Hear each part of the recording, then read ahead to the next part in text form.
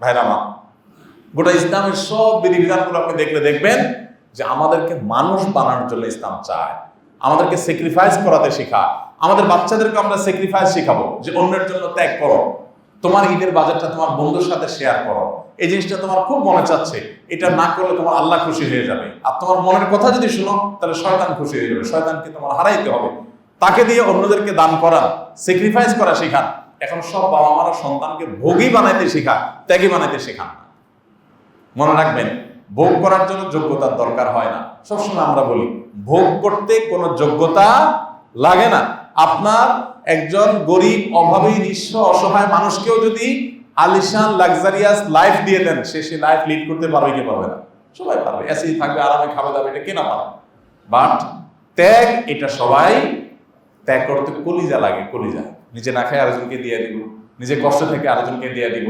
একটা খারাপ মানুষ, যত আমার প্রিয় মানুষ হোক, যেহেতু খারাপ তার সাথে সম্পর্ক রাখবো না, এগুলো করতে কি লাগে? কলিজা লাগে, মেরুদণ্ডের দরকার হয়। তো কোরবানি আমাদেরকে যে স্যাক্রিফাইস শিক্ষা দেয়, সেই শিক্ষাটা আমরা যেন সবাই ধারণ করতে পারি। আল্লাহ আমাদের সবাইকে তৌফিক দান করুন।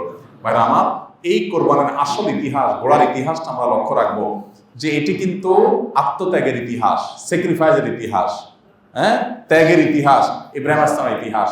আমরা তো পশু জবাই করে ফুর্তি করছি, তার ইতিহাস অনেক পুরনো এবং অনেক গভীরে, যার কারণে সেই স্যাক্রিফাইসটা আমাদের জীবনের পরতে পরতে, পদে পদে, সকালে বিকালে, অর্থনৈতিক ক্ষেত্রে, আমার অন্যান্য ইবাদতবন্দির ক্ষেত্রে, চাকরি বাকরির ক্ষেত্রে, ব্যবসা বাণিজ্যের ক্ষেত্রে, প্রত্যেকটা ক্ষেত্রে আমি সর্বোচ্চ ত্যাগের স্বাক্ষর রাখবো ইনশাআল্লাহ তাআলা।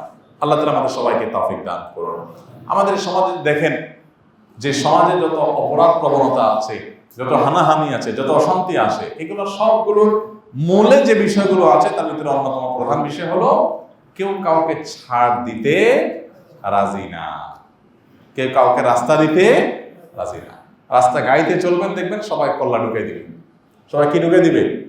আপনার গাড়ি ঢুকে দিবে, আমার গাড়ি ঢুকে দিবে। কারণ কল্লা না ঢুকে এর সমাজে কেউ আগাইতে পারে না।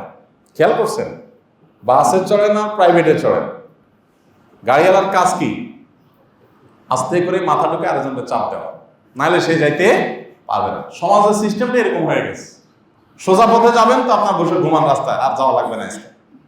আপনি যাবেন একজন করে সবাইকে চাপ দিতে দিতে যাবেন। তো এই কারণে এই সমাজের মধ্যে যে অপরাধ প্রবণতা তৈরি হয়েছে, এই সমাজে কোরবানের শিক্ষাটাকে আরো বেশি করে বাস্তবায়ন করা দরকার, আরো বেশি করে চর্চা করা দরকার, আলোচনা করা দরকার। আল্লাহ তাআলা আমাদের সবাইকে তৌফিক দান করুন।